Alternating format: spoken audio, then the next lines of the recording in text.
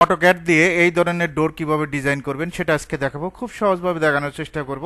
আর EC লেখে enter, rectangular shortcut key আর EC, এটা কিন্তু আমরা সবাই জানি।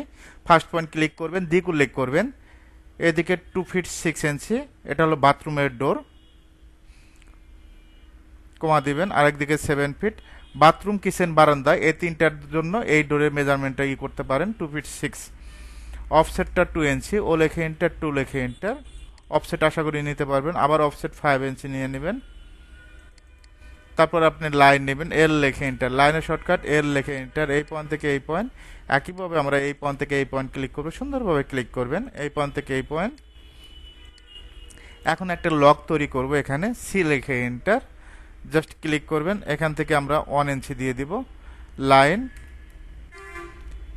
অফসেট 0.5, কত নেবেন? 0.5, আশা করি 0.5 নিতে পারবেন। ও লেখে এন্টার, 0.5 লেখে এন্টার, জাস্ট ক্লিক করবেন। এখন আমরা এই লাইনটা সিলেক্ট করে ডিলেট, মাঝখানের লাইনটা, তারপর আমরা ট্রিম করে দিব। টিআর লেখে ডাবল এন্টার, এটা ট্রিম করবেন, এপাশেরটা ট্রিম করবেন, তারপর ফিলেট করবেন, এফ লেখে enter, first point, second point.